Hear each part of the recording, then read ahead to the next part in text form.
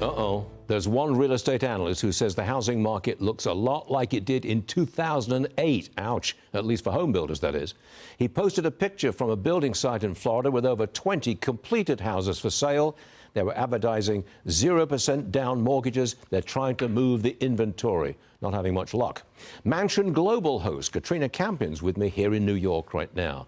Is the housing market about to crash? No. The market conditions now are very different than we had in 2008. First of all, Americans have a large amount of equity in their homes, right? And despite economic fluctuations, home values have remained strong. We also have seen a lack of inventory in the market. Now, I know it's very difficult to make a blanket statement for the entire U.S., but for the most part, we haven't had enough inventory. Now, in February, we saw an increase of 30% inventory in the market compared to last year.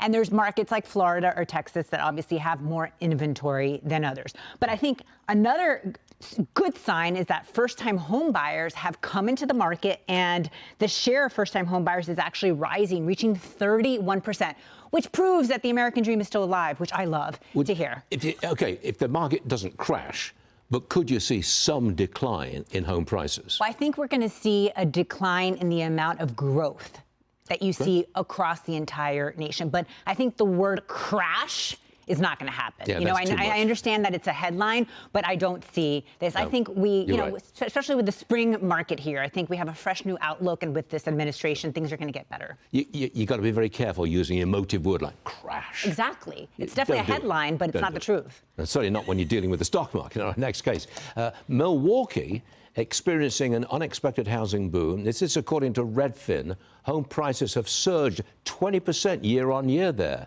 That's a bigger increase than any other major metro area. Why Milwaukee? Affordability.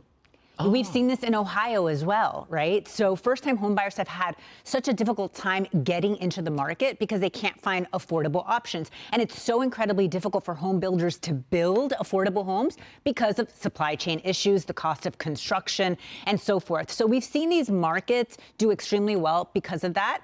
Now, the problem in those markets is lack of supply. Got it. So, every market is different, but I think as a whole, the real estate market slowly but surely will get better as interest rates come down. I don't see us getting back to 2 or 3%, but we do have a lot of cash buyers as well, and people that don't have mortgages and people that have mortgages over 6% that are entering the market now. And at some point, sellers have to sell. Quick question.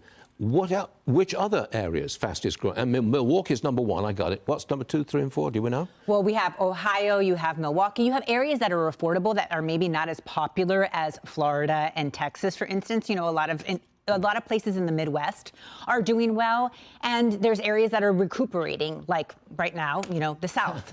It used to be always Florida, Florida, Florida. And now we have a little too much, and also insurance issues, property taxes, which we do. Let's see what happens with this new proposal to eliminate property taxes. I'm very excited about this. I think it would be phenomenal. Wouldn't that be something? Can you imagine? You have a home in Florida. I do. I like the idea of that. Me too. Katrina, thanks very much indeed.